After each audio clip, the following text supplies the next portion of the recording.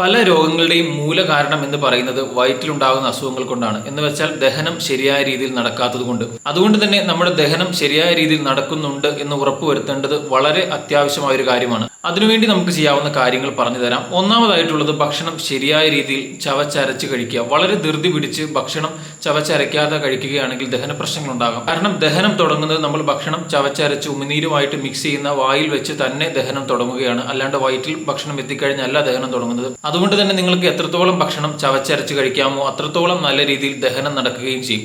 രണ്ടാമതായിട്ടുള്ളത് നാരടങ്ങിയ ഭക്ഷണങ്ങൾ നല്ല രീതിയിൽ ഭക്ഷണത്തിൽ ഉൾപ്പെടുത്തുക. ക്യാരറ്റ് ആയിക്കോട്ടെ, ബീട്രൂട്ട് ആയിക്കോട്ടെ, പച്ചക്കറികളായിക്കോട്ടെ, ഓട്സ് ആയിക്കോട്ടെ, തവിടുള്ള ധാന്യങ്ങളായിക്കോട്ടെ, ഇതിലെല്ലാം നല്ല രീതിയിൽ നാരടങ്ങിയിട്ടുണ്ട്. അതുകൊണ്ട് തന്നെ ഇത് കഴിക്കുകയാണെങ്കിൽ നമ്മുടെ കരളിന്റെ ആരോഗ്യത്തിനും ദഹനം ശരിയായ രീതിയിൽ നടക്കാനും മലബന്ധം പരിഹരിച്ചെടുക്കാനും ഒക്കെ നമ്മളെ ഇന്ന് സഹായിക്കും. അതുപോലെ തന്നെ പ്രോബയോട്ടിക് കണ്ടന്റ് അടങ്ങിയിരിക്കുന്ന ഫുഡുകൾ, പഴങ്കഞ്ഞി, അതുപോലെ തന്നെ പുളിയില്ലാത്ത തൈര്, മോര്, ഇതൊക്കെ നല്ല രീതിയിൽ പ്രോബയോട്ടിക് കണ്ടന്റ് അടങ്ങിയിരിക്കുന്ന ഫുഡാണ്. ഇത് നമ്മൾ നല്ല രീതിയിൽ കഴിക്കുകയാണെങ്കിൽ നമ്മുടെ കുടലിലെ നല്ല ബാക്ടീരിയയുടെ അളവ് ഗണ്യമായ രീതിയിൽ വർദ്ധിക്കുകയും ദഹന പ്രശ്നങ്ങൾ പരിഹരിച്ചെടുക്കാൻ ഇത് നമ്മളെ സഹായിക്കുകയും ചെയ്യും. അതുപോലെ തന്നെ ഏറ്റവും പ്രധാനപ്പെട്ട കാര്യമാണ് വളരെ ലേറ്റ് ആയിട്ട് രാത്രിയിൽ ഭക്ഷണം കഴിക്കുന്നത്. 8 മണിക്ക് മുമ്പെങ്കിലും നമ്മൾ അത്താഴം അഥവാ ഡിന്നർ കഴിക്കാനായിട്ട് ശ്രമിക്കുക. അതും ലൈറ്റ് ആയിട്ടുള്ള ഫുഡ് രാത്രി കഴിക്കാനായിട്ട് ശ്രമിക്കുക.